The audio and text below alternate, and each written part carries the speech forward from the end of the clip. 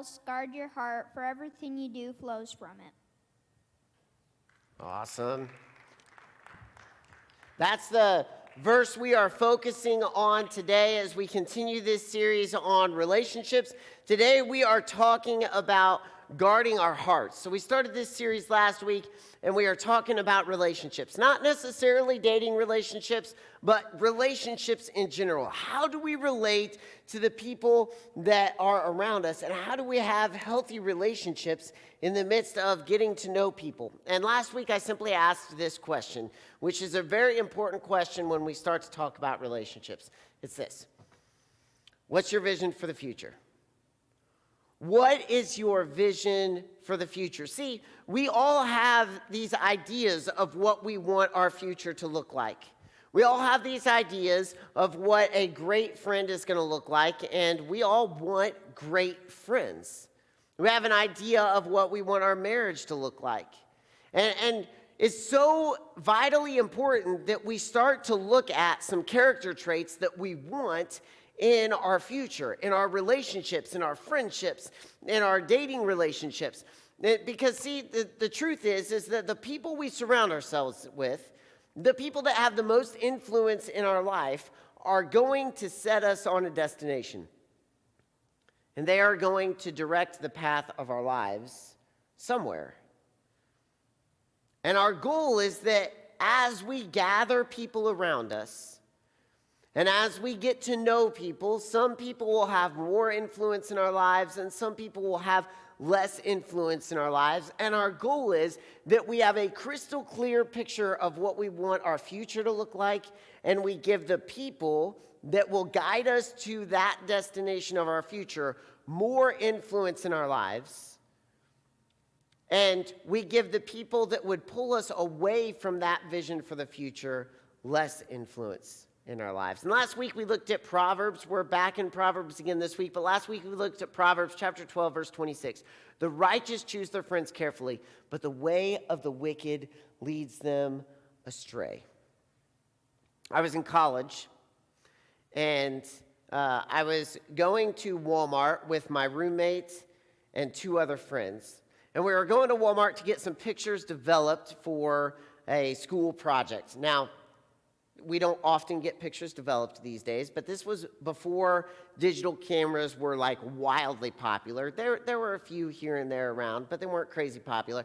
And so in order to get this school project done, we actually had to take our film to the store and get it developed. And it wasn't like going to CVS or Walgreens now where you can go and you can say, all right, print this, and this, and you wait 5 minutes and it comes out the little machine.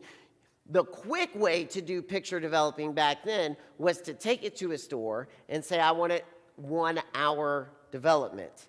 And then you had to wait an entire hour to get your pictures back. And so my friends and I were like, all right, well, we have an hour to kill. We walked around the store, whatever. But not for very long. We decided we would go somewhere else. And so we went out and we got in my friend's car. Now, my friend had a little red Dodge Neon. If you know anything about a Dodge Neon, they are tiny cars. Do you guys know what a Dodge Neon is? Anybody? Okay, a few of you. They are just tiny, tiny cars. It was about this time of year. And my roommate and I were hanging out with this friend that was exciting. And so we get into his car, and he says, guys, he looks across the parking lot. Like, we're one of the only cars in the parking lot. There's wide open space. It had snowed a little bit before that, and you know how they push the snow into giant piles in parking lots like they do, and then the snow had started to melt. So there was this pile of snow probably about this big, and he goes, guys, I'm going to ramp my car off that pile of snow, and it's going to be awesome.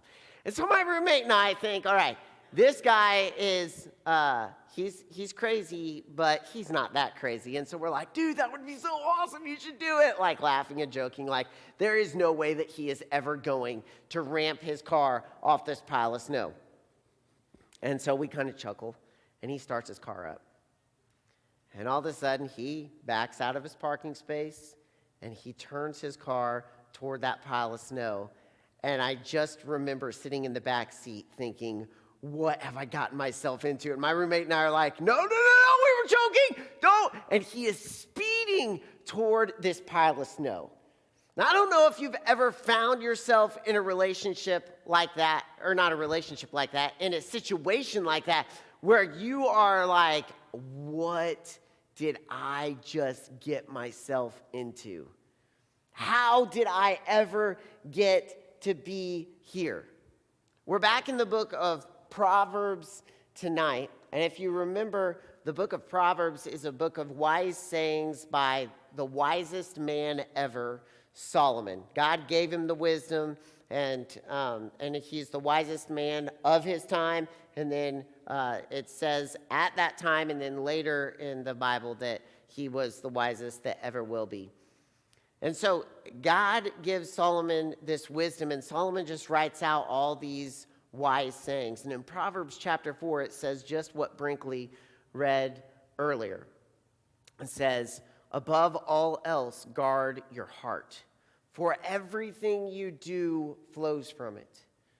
Now, before we jump into that, I want to jump back just a little bit, because if you look at the book of Proverbs, Solomon sets up this idea of how important wisdom is. And so the first 3 chapters, he just makes the case for, listen, wisdom is where it's at. You've got to be wise. You've got to seek wisdom. You've got to gain wisdom. You've got to apply wisdom to your life.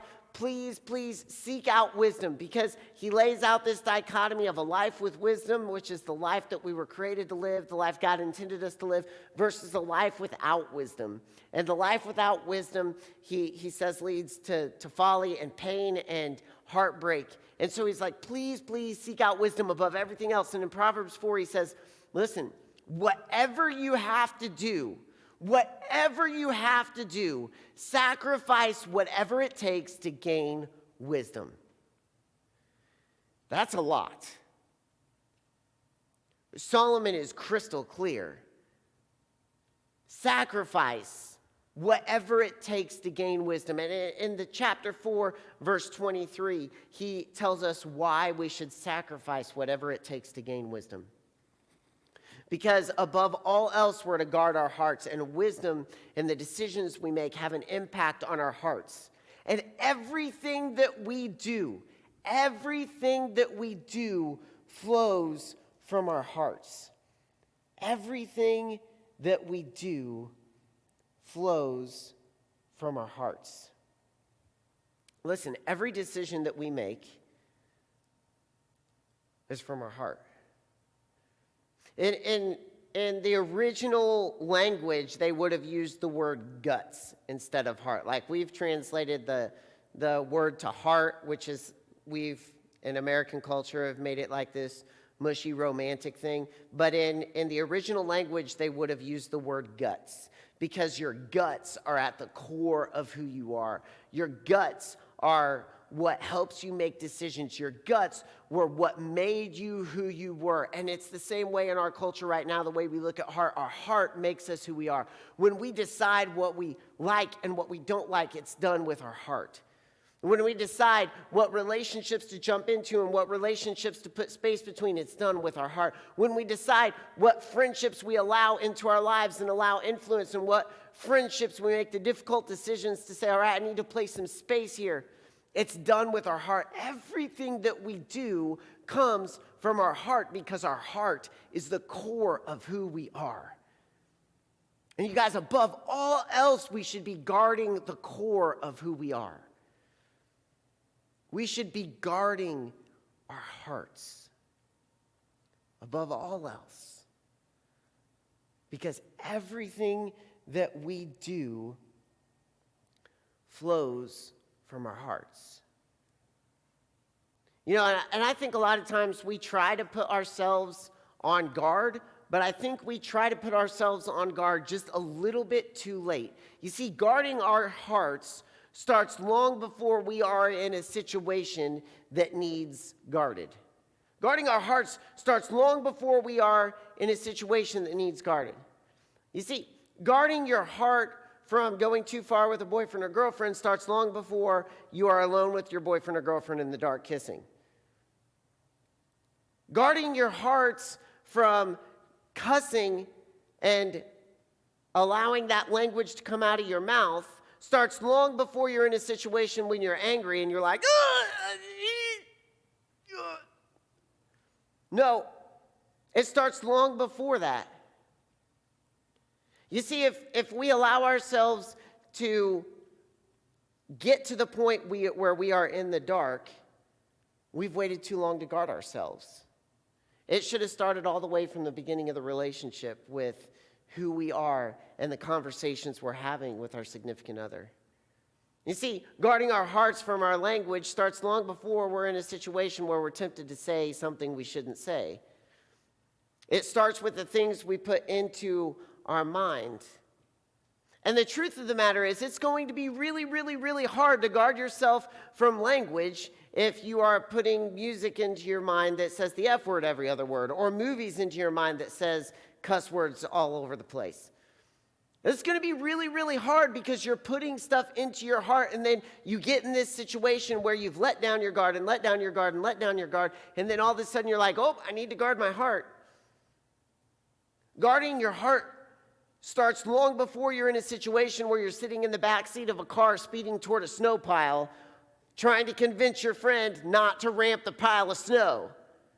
There were a lot of decisions that went up to saying, oh my goodness, I'm speeding toward a snow pile, and my friend is going to try to ramp his little Dodge Neon that should not be ramping anything over a pile of snow. It should have been guarded long, long, long before I was ever in that situation. And see, guys, here's the thing. I think we are so desperate for relationships. We are so desperate for acceptance. We are so desperate to be loved and cared for and to feel like someone even notices us, that so often we let down our guard and just take whoever will come into our lives. I've done that more times than I could count. And I have been burned on that more times than I can count. But the incredible thing is that when we do the difficult work of guarding our heart, taking a vision for our future, and actually putting up some boundaries and setting some relationship goals, it's then that we find the true acceptance and the true love, and people notice us for who we truly are.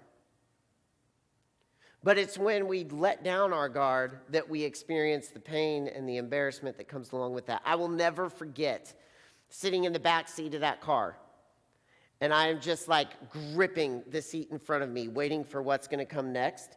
And my friend speeds toward this snow pile, and he hits it just a little bit off center. And so I hear this, right? And then I hear, because he ramped it up, and neons are not ramping anything. And so he ramped it up, but it just kind of went up and then slammed down on this pile of snow so that two wheels were on the pavement and the two wheels on the passenger side were in the air. Right? And so he's like, what do I do now? We're like, are you kidding me? What would do? And so we get out of the car, out of the driver's side, because the passenger side is covered with snow. We can't even open the doors. And we're out there looking at the car, and we kind of try to dig it out, and we try to push it off the snow pile. We spend the entire hour that we were going to wait to get our pictures trying to get this car off this pile of ice and snow that my friend had ramped it onto. Eventually, 3 or 4 12-year-olds came riding up on their bicycles, and they were like, hey, did you get your car stuck? We're like, yep, we sure did. We got our car stuck. We apparently can't keep it on the pavement. We just like to drive on snow piles. And they're like, okay, we'll help. And so they threw their bikes to the side, and so all of us start digging. And then these 12-year-olds start taking my friend's car, and they just start rocking it back and forth. Just rocking it. And it screeches and wobbles finally off of this snow pile. And we all climb back in, and we're like, okay, now what? And so we're like, okay, well, it's time to go back and get our pictures. We'll go back and get our pictures. And so we go back and get our pictures, and there are all the employees at Walmart standing in the windows. And they're like, hey, are you guys the guys that got your car stuck on the pile of snow? We're like, yep, that's us. And they're like, that's awesome. We had all of us up here looking at you and laughing at you guys as you couldn't keep your car on the wide open parking lot. And it was super embarrassing at the time. Now we are very lucky because my friend could have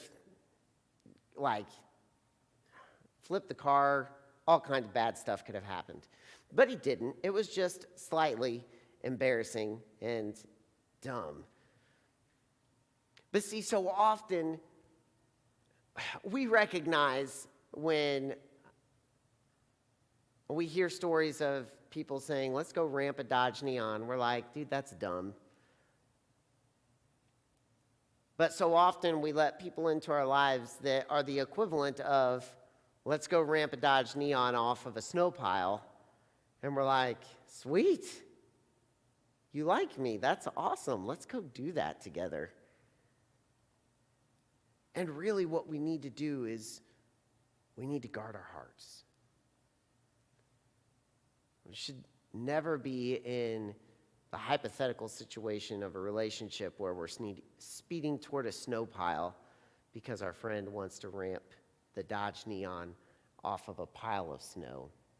So the big question is, what does it look like to even guard our hearts? How do we do that? How do we practice? Like that's cool. It's a cool saying. Like, yeah, I'm going to go guard my heart. That sounds awesome. But how do we really, honestly, take practical steps to guard our hearts? And there are three. There are a lot, but there are three major ones that I want to share with you guys today. The first is this.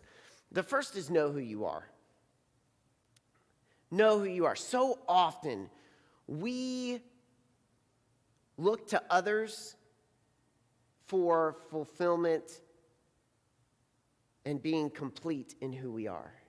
The truth is that God created you to be you. God created you completely. A friendship does not make you complete. A boyfriend or a girlfriend does not make you complete. You are complete, you are whole, you are valuable, you are special, you are who God created you to be. Do you know why? Not because you are accepted by a bunch of people, but because the God of the universe said, I'm going to make you you. And guys, if we can recognize that, then suddenly when someone doesn't necessarily want to be our friend, we're like, okay, all right, I don't need a person in my life that's going to treat me badly because I am created by God to be the person that I was created to be. And so the first step is really taking an honest look at ourselves and saying, all right, I'm pretty cool. God made me me. And so often, this culture feeds us lies and deception that we have to be a certain way, or we have to have certain relationships, or we have to have fame or popularity. We have to have people around us praising us and lifting us up and saying, oh, look at you, you're so special. When in reality, God just says, no, you don't need any of that. You are special because you are you. And we have to fight this urge. You guys, I constantly have to fight this urge to need other people in my life to make me whole. And we have to continually remind ourselves who we are. That we are loved and we are valuable and we are whole and we are complete. And God made us who we are with these gifts and abilities and talents, and that is awesome. And we have to fight the culture. We have to guard our heart against saying, yeah, I need other people in my life to make me whole. Because the truth is, at the end of the day, other people are nice to have in your life, but they're not super necessary. We have to know who we are. That's the first step. If we don't know who we are, we let down our guard and allow other people in that are going to take us to a destination that is not our vision for the future. We have to know who we are. The second thing is this. Know your vision for the future and choose your friends carefully. Know your vision for the future. Listen, you should be sitting down somewhere with no other outside influences and take 5 minutes and think, what do I want my life to look like in the next year? What do I want my life to look like in 5 years or 10 years? Who do I want to be? What do I want to be doing? What characteristics do I want to be a part of my life? What traits, what habits do I want to improve in? What things do I want to work on getting rid of? And this should be something that we answer about ourselves with no outside influence. This should be something that is between us and God, and we say, okay, God, where do you want me to go? What do you want me to do? Here's my vision for the future. And we lay out this vision. And it doesn't have to be super specific. Like, you don't have to know, well, I'm going to be married at this age, and I'm going to have a job by this time, and I'm going to be, I'm going to start a 401k at this time. No, I'm not saying any of that. What I am saying is that you should be able to make decisions for yourself and say, all right, in 5 years, I want to be more loving than I am right now. In 5 years, I want to be, like, this is just me, okay? In 5 years, I want to be more loving. I want to be a better husband. I want to be a better father. And I want to be a better youth minister. Just the top 4 things off the top of my head. And if I can know those 4 very vague main things that I want to be better at, then I can start to look at relationships that come into my life and relationships and people that begin to surround me, and I can say, okay, as these people come into my life, who am I going to grant influence to? Am I going to grant influence to people that are making me more loving, a better husband, a better father, and a better youth minister? Or am I going to grant influence to people that are pulling me away from being more loving, a better husband, a better father, and a better youth minister? And you guys, we can all lay out characteristics. And I can guarantee you that we can all look at our friendship circles and the people that have influence in our lives, and we can look at those people and we can say, there are some people that are taking me to my destination, and there are some people that are pulling me away from my destination. And the goal is not to completely cut off and be like, you're a jerk, get away from me, you're pulling me away from my destination. The goal is simply to say, all right, I'm going to give more influence to the people that are guiding me toward my destination, and I'm going to give less influence to the people that are guiding me away from my destination. And the goal in that is that if I give more influence to the people that are making me more loving, and less influence to the people that are making me less loving, I will have more influence over the people that are making me less loving. And so my goal is they don't influence me as much, but I influence them to know the love of Jesus and become more loving themselves. Does that make sense? And so we have to guard our heart. We have to know who we are, and we have to have a vision for who we want to be in the future. And the third thing is this. We need to honestly evaluate the direction our lives are headed and adjust. That's hard. Because here's the truth. We love to lie to ourselves.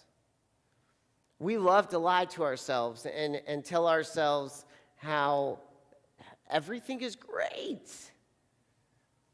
But if we could honestly evaluate our lives, take a good, hard, honest look and say, all right, here's the 4 things I want to be. Who has influence over me? What has influence over me? Am I being a person that is allowing relationships and friendships to influence me toward my destination, or am I being a person that is allowing relationships and friendships to guide me away from my destination? And then we have to adjust. And that means making some difficult decisions. That means people that have influence over your life, maybe giving them a little bit less influence. That means seeking out people that are who you want to be and maybe inviting them to have a little bit more influence in your life. But see, when we know who we are and we can say, all right, I know who I am, so I don't need propped up by other people. And when we can honestly evaluate our lives and allow people to have influence that are taking us toward our destination, when we have a crystal clear idea of who we want to be in the future and we allow people to guide us that direction, guys, that's guarding your heart at its core. And Proverbs is clear. Above all else, we should be guarding our hearts. Because everything we do flows from our hearts. The practical challenge this week, I give a practical challenge every single week. And the practical challenge this week is simply this. I want you to take an honest evaluation of your life. Take a look at your friendships. Take a look at the people, the things that influence you. And take an honest evaluation of your life. Sit down and ask yourself, who do I want to be? Who do I want to be in the next year? Who do I want to be in the next 5 years? What characteristics do I want to grow in? What characteristics do I want to move away from? And take an honest look at your friendships and see who's leading you toward that and who is leading you away from that. And be intentional about those that are influencing you. We started something new this week, and so I want to point it out because I don't usually point out the small group questions. But we started something new this week because I recognize that when we give the practical challenge, then we sing another song, and then we go to small groups, and then we have the news, and then we do the circle prayer, and then we leave. And by the time we walk out of the door, we're like, oh man, what was that practical challenge again? Because it's gone. And so what we're going to start doing is on the small group questions at the bottom, I'm always going to put the practical challenge on there. So that if you are like, man, that is something I honestly want to try to do this week, you can pick up one of these small group questions, just like everybody else does, take it to your small group, just like everybody else does, and then just put it in your pocket. And you can pull it out later in the week and you can say, all right, I'm going to try to work on this. I'm going to try to take a step in my faith. And so I wanted to point that out. If you don't normally grab small group questions, like you just let other people grab them, but maybe that's something you want to start grabbing, I wanted to point that out to you. Guys, guarding our hearts is vital. It is so vitally important. Know who you are. Have a crystal clear vision for your future. And honestly evaluate the influences that are in your life and where they're heading you. Check this out.